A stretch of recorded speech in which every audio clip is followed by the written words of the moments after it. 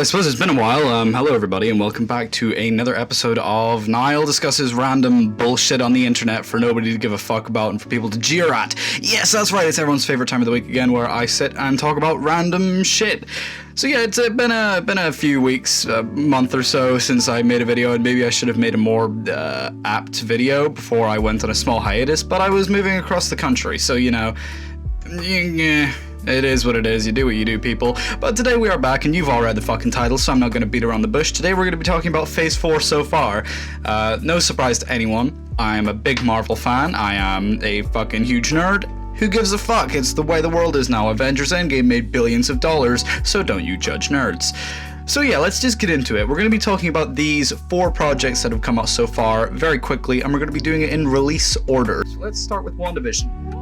Yeah, I really like WandaVision. This is probably in my top 5 of the MCU. In fact, I know it is because I have a list for my MCU projects. And this is number 5. This is my 5th favorite thing in the MCU. This was a show that after the kind of year-long hiatus we had from Marvel, this kind of really scratched that creative itch I wanted from my superhero shows again. I really wanted something weird and crazy to just come out and just blow me away, and this show did that. It is by no means the best TV show ever made or anything like that there. It's got a lot of Emmy nominations in the past few days, which is rightfully deserved. There are some fantastic powerhouse performances in this. Paul Bettany and Elizabeth Olsen gave their best performances as Wanda and Vision respectively, just in this entire MCU so far, and I can't wait to see more of them. I love that these shows are giving us more time to go in depth with these characters and actually get to know them a bit more, because in the comics they're really fucking cool, but in the MCU, not so much sometimes, but we'll get into that.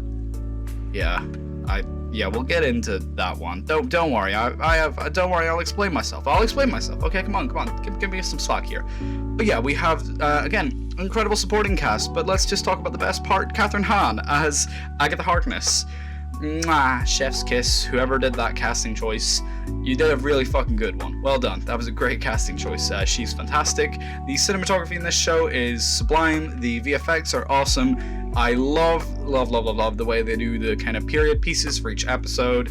That just felt fun and fresh and unique for the MCU. They did a full-on fucking weird, crazy, wacky sitcom. I love when this show got weird. When this show got weird and did things like jump scares, which was not expected, but very welcome, that was my favorite thing about this show. It just let itself go loose and go weird. And it's introduced a lot of fun, weird, interesting stuff for the future of the MCU, specifically Doctor Strange in the Multiverse of Madness. We've got a few setups for maybe Secret War, maybe Captain Marvel 2 with Monica Rambeau. I don't know where she's showing up next. I think Captain Marvel 2, maybe. I don't fucking know. But yeah, really good show. I just, what can I say other than this?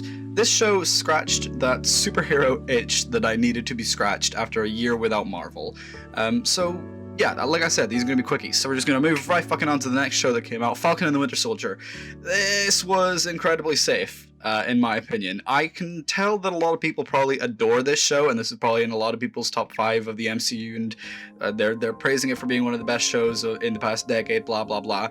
And this show has a lot to say, a lot more than a lot of other MCU projects have to say, and it is very well done. This is a very well made show. It's very much carrying on that, you know, Winter Soldier, Civil War kind of aesthetic, that kind of grounded, more spy-based, realistic side of the MCU, which I know a lot of people like. I'm more of a fan of the spooky, weird, mystical shit, so this show didn't really hit as hard for me. But the best thing it did is it actually made me like Sam and Bucky, because I did not like Sam and Bucky in the MCU before, mainly Sam. Bucky had some time to shine as the Winter Soldier, so he got those cool moments there, but Sam just kinda hung out for a few movies, didn't he? He didn't really ever have those crazy, cool, important moments. He was just kinda there a lot of the time, and it felt weird considering, you know, he is the successor to Captain America. He is now Captain America. So it is one of those things that I'm so glad that this show gave us time, and specifically, like I mentioned earlier on, with getting to know characters like Wanda and Vision more, I'm very glad that we got these 6 hours to know Sam Wilson as a character more, because he's really fucking cool in the comics. I love Sam in the comics but in the MCU, he's been kind of flat up until this point. I think that Sam is the best part of this show, and I cannot wait to see him continue on as Captain America. The moment whenever he kicks through the window and he just straight up says, "I'm Captain America," fuck yeah, you are. That's the coolest shit in the fucking show.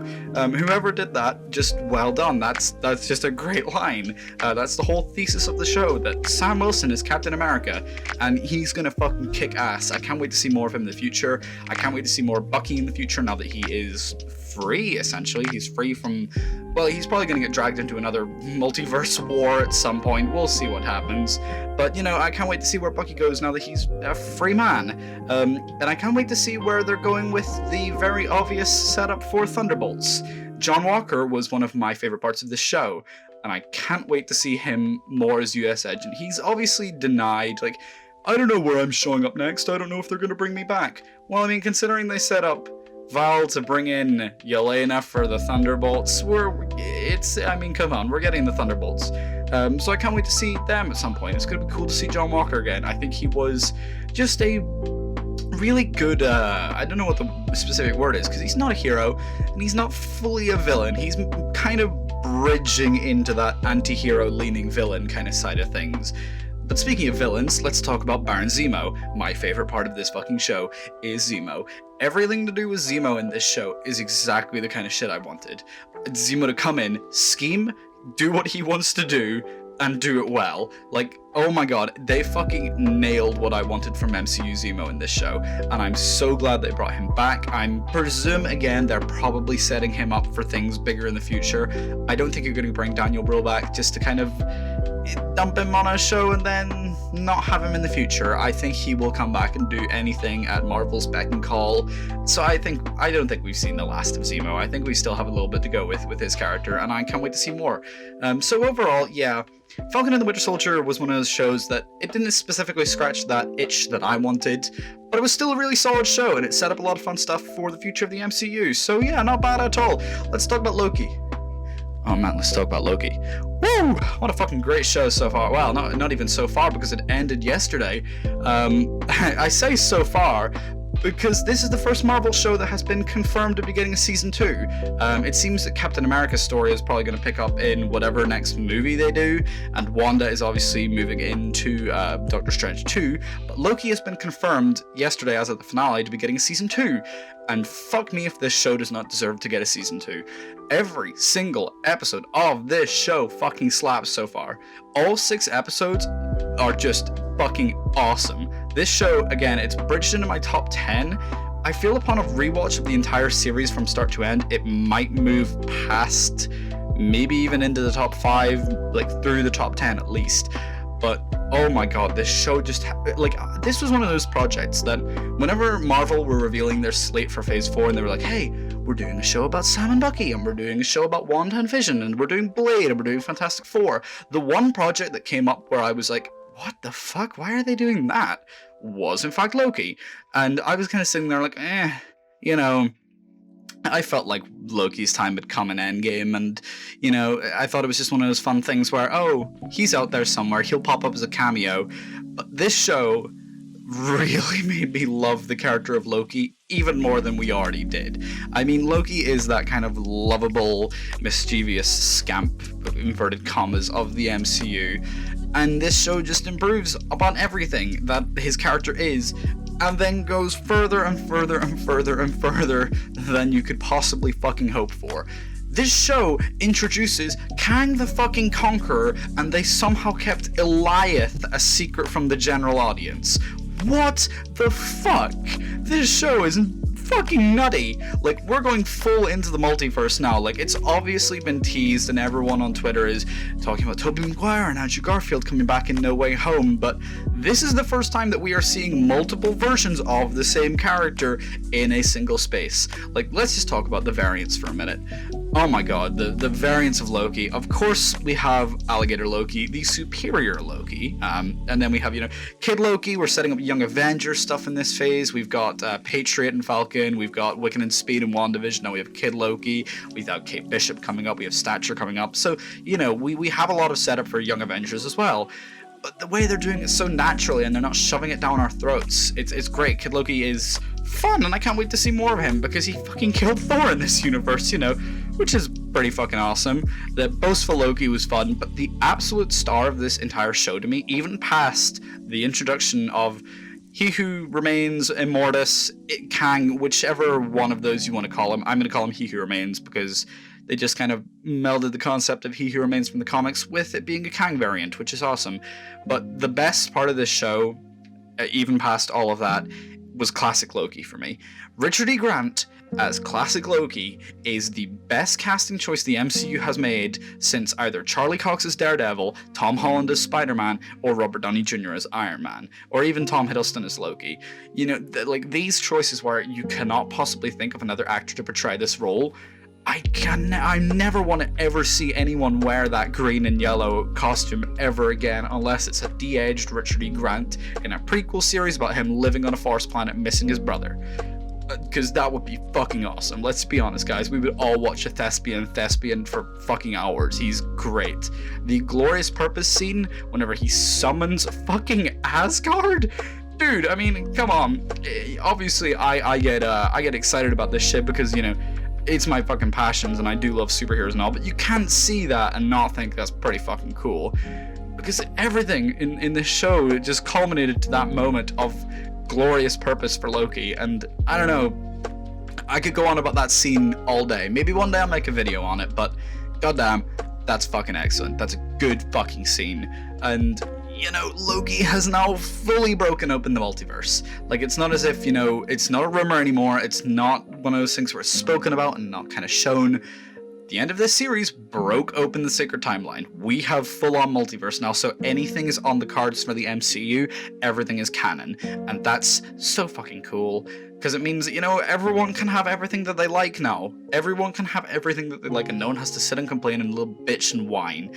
But, people do that anyway. It's in people's nature to just be nasty and vitriolic about just fucking nothing. But anyway, Loki is a good show.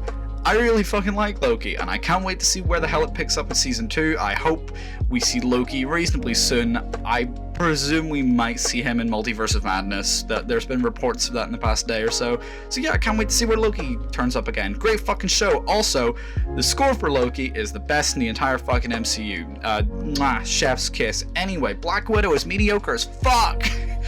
Yeah, Black Widow is an interesting one because, this is our first return to the cinemas for the MCU, and I actually went to my local cinema to go see this, went to my Odeon, and it was just fine. Like, this is very much a bottom tier MCU movie for me. I know a lot of people are finding a lot of things to love in this movie, but I just found it kind of weird. Like, there's a lot of stuff in this movie where I feel like Natasha kind of gets lost in the mix of these characters. Like, we have Iron Maiden, we have Red Guardian, and we have Yelena Belova, and they're setting up a lot of stuff again, and Taskmaster as well, which we will get to because I have a lot to say about Taskmaster and the way he/she/they were handled in the MCU. Because yeah, I really don't like it, but I felt like Natasha got lost a bit in the mix of this movie. I feel like this wasn't a Natasha Romanoff movie. This was a Black Widow movie about the Black Widows. And I feel like, Nat deserved a story where she was more of the central focus rather than the Black Widows being the central focus. And when this movie got time to sit and just be intimate with its camera and get close in and just kind of take the time with the characters to sit and just relax. Like, the whole dinner scene was just excellently done. I really liked that. That was probably my favorite scene in the movie, or even the opening scenes where it's just quiet and just not super bombastic action was the best part of the film for me. But then the third act went fucking nuts. The whole sever the nerve bit, I don't know, for me, like, I understood it, and I think it was a cool-ish moment, but it was a little cringe. But then when the Red Room started going down, which I really liked the way they did the Red Room in the MCU. But whenever that started going down and people were jumping out of planes and blowing up and glasses flying towards the screen, it was a fucking nightmare. That whole thing was a fucking mess. I just feel like that entire third act was just fucking messy as shit. Like, I feel like that belonged in a different movie. It felt like that was the closing third to a different movie that wasn't set up by the first 2/3, and it felt like some people's motivations were muddled, like not Yelena, Melina, is that her name? Melina Vostokov, I think. I don't fucking know. Iron Maiden, her character, you know, it felt like she just kind of switched sides really suddenly for little to no reason. I don't know. And then there's stuff as well that, you know, it's just confusing, because let's talk about Taskmaster and how they butcher Taskmaster so hard, because I really like the fight scenes we get with Taskmaster. The fight scene on the bridge is really fucking cool. That might be my favorite action scene in the whole movie. The way that the car doesn't immediately fall over because Taskmaster's standing on it, the way that just the way that she fights is just really fucking cool. But this is where my problems with the character lie. Not the twist reveal that, oh, it's a female. The way that they kind of set it up.